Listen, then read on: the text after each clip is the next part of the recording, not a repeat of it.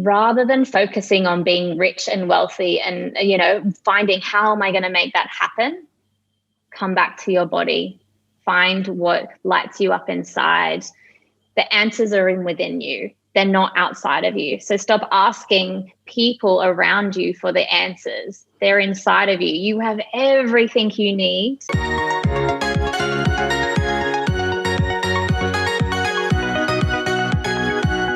Hi, I'm Phoebe Greenacre, somatic therapist, yoga and meditation teacher and coach, founder of the self-care space, and I help women come back to their body and find their inner knowing through healing, yoga, meditation, and self-care rituals. Phoebe, thank you so much for joining me on the podcast.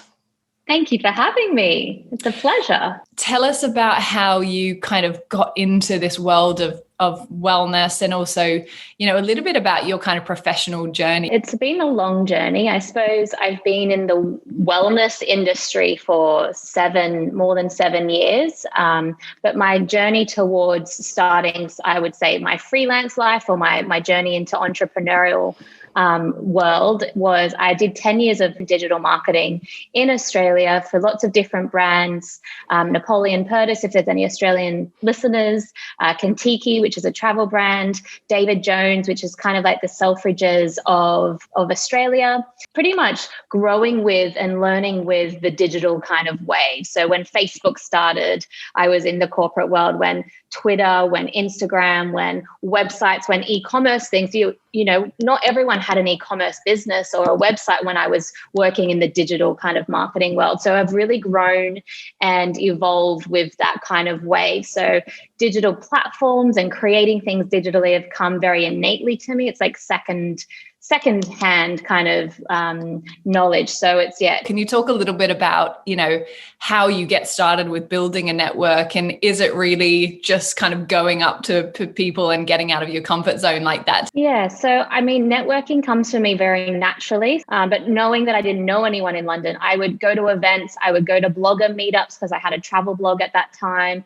I would reach out to people on Instagram and ask to go for coffee or collaborate. Or I was just very open to meeting people online. And I think that's definitely helped me to create that network, to make, contacts so that I can lean on for whatever projects I was working on, for launches or for, events. I could really reach out and kind of lean on that network, which helped me to grow all of the different parts of my businesses now. And at that time, would you say that you really kind of knew where you were taking your career, or was it more about really immersing yourself in different aspects in order to get clear on where you were going? Yeah, I definitely did not know where, that this would be the destination where I'm at now. I had a digital agency in Australia, so I was still freelancing for them, it being in London, but I knew that I wanted to be London-based kind of clients. So I took a contract role at a startup app when I first got to London, as well as doing my blog on the side, as well as doing my yoga teacher training. And I had practiced yoga for more than 15 years. So they were all bubbling along at the same time. And you recommended to do a course when we first met, and that was a coaching course. So I was juggling all of these balls at the same time. Writing down in this, in some mindset work, like, where do I see this unfolding? And I wrote down, I want my business kind of world and my marketing experience to align with my yoga world so I can bring those two things together.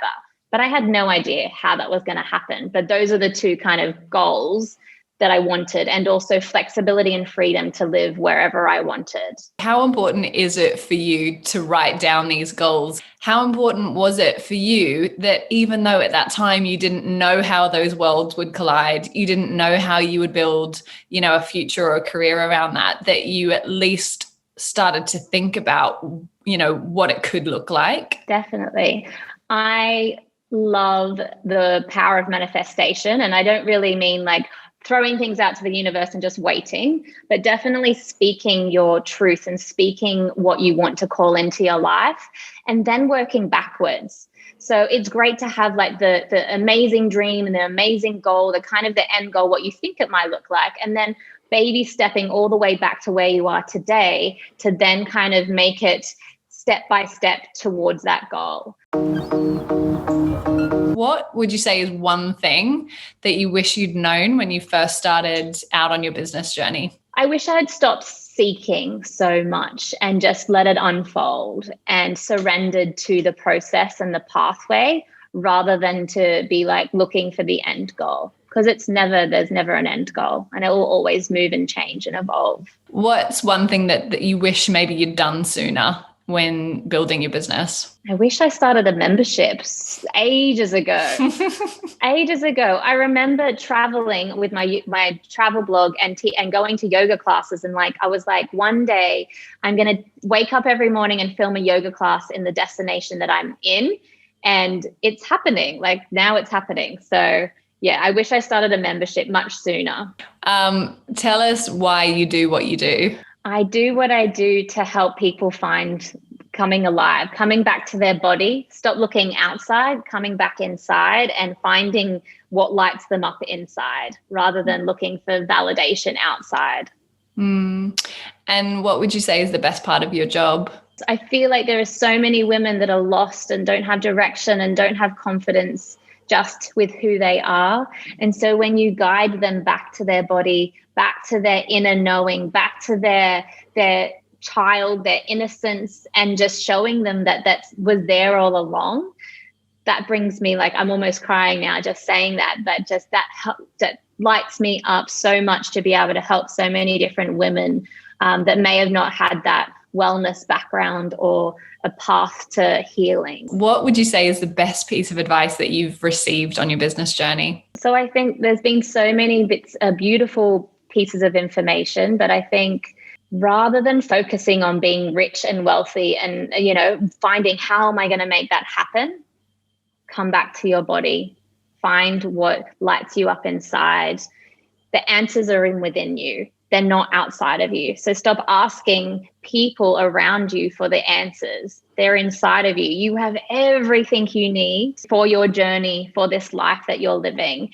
And it was given to you the day you were born. And my biggest piece of information was to look inside. It's already waiting for you.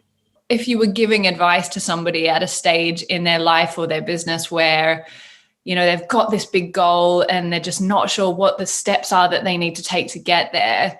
What are the traits? What are the characteristics? What's the attitude or mindset that needs to be adopted in order to really kind of dive in the way that you did? Yeah. So there's definitely my attitude. It's well, what's the worst thing can happen? Let's just do it anyway. Fly, jump and see if you fly or fall. Because I've had a few rock bottoms in my life where there's been there's no further place I could have fallen. So knowing that I could rebuild myself again, and I had rebuilt myself in times in Australia. So I knew that, well, the worst thing that's going to happen, it doesn't work out. I can always go back and get a full-time job. I can always kind of start my consulting life over again. So I kind of feel the fear and do it anyway. Was it important for you, do you think, in getting that traction that you really had that sole focus and niche and a clear toolkit that you were consistently providing? I don't think that I needed it personally, but once I found it, it really helped me to get laser vision on where I wanted to go. And that helped me to create anything. So products, services, offers. But the one thing that really helped me to get to that was rather than focusing on what do I want and what do I need, I flipped it and focused on what do they need? How can I help them? And when you flip that perspective, when you stop saying, I want to be an expert, or when I really just used my heart to get laser direct vision on how I was helping, who I was helping, and how can I help them, was it just this clear, it was like parting of the seas in the Bible, with it just there was this direct kind of pathway for me, and it opened up. And then that's the pathway that I've been following. And I keep coming back to how can I help them rather than how can I make me more successful. Because we've talked about this a lot, how difficult it is to continue to trade time for money. So when you have one class and there's, maybe a capacity for people to join that one class, or you have one-on-one clients and you only have so many hours in the day, I guess that's what we would consider to be a kind of one-to-one model. Can you talk about how you took everything that you did in that kind of 26 weeks and shaped it into an offering that could become a scalable digital product? So there was a few little bits and pieces that I tested the market with before I arrived at the self-care space, which is my online library of self-care rituals and classes. But in the middle, I was hosting bedtime meditations for free, and I was having hundreds of people sign up to these bedtime meditation sessions. And so I was like, okay, let me just record one, put it on my website, sell it for £5, and then people can buy it and keep it forever. And you know what? Thousands of people bought this bedtime meditation. I was like, maybe I'll try that again. So then I tried a 7-day meditation program, £7, really easy, accessible, affordable. And then again, people were just buying it. So I was like, okay, so people, they like me, they trust me, and now they're buying from me. I've like set up this community to people, they want to know more, they're opting into my newsletter. And then I came up to the idea of turning it into a membership. So 1 monthly fee, all of the rituals and meditations and yin classes and everything at their fingertips. So instead of teaching, here and there and, making a little bit more, I suppose, messy for myself, I just put it all in the one place, one payment wall, one kind of subscription service. And then I just focused on building the content and building enough content for really a month. And then now I have more than 100 videos there. So it's definitely getting momentum now with, I think, over 150 members. And I'd love for you to kind of share, perhaps what some of those big challenges for you personally have been through this journey of building your career and building your business. Sure. So I think, the biggest one that my mind kind of wanders to is that just as I quit my job just before I turned 30, I was with a boyfriend at the time, and he had more of a flexible lifestyle. He kind of showed me what I really wanted. Like, he traveled a lot, he worked when he wanted, and I was very enticed by that. I'd also read The 4-Hour Workweek by Tim Ferriss when I was about 26. And so between those two kind of principles of like living, working, creating digital products, I quit my job, and kind of knowing that I was living with my boyfriend at the time and I had that support. And then next minute, where he breaks up with me, I'm going through an abortion, I'm living on my sister's couch, I've spent the last $20,000 that I owned and saved to go on a big holiday with him. Definitely a lot of low points at that time, and thinking and watching all my friends getting married, having babies, buying houses. And here's me like 30, struggling, hustling, didn't think I would be there at 30, after having a very successful marketing career. I didn't think I would be there at 30. So looking back at that period of my life, and if I look at struggles that I've had in the last year or the last couple of years, I really lean back and be like, you know what, you got through that, you can get through anything. Yeah. And it's such good advice, because we've all overcome challenges. We've all had low points, and to reflect on those and to remind yourself that you got through that, you can get through this.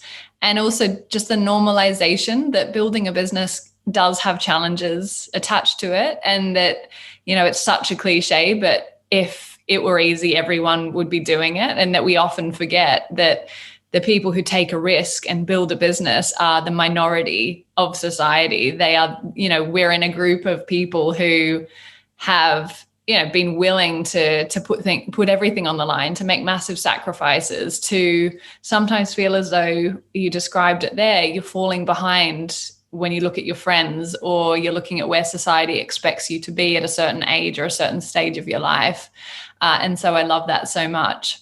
Phoebe, thank you so much for the gift of your honesty and your candidness, and for sharing your journey with us. It's so inspiring, and I really appreciate you making the time to share. Thank you so much for having me. It's been a beautiful pleasure.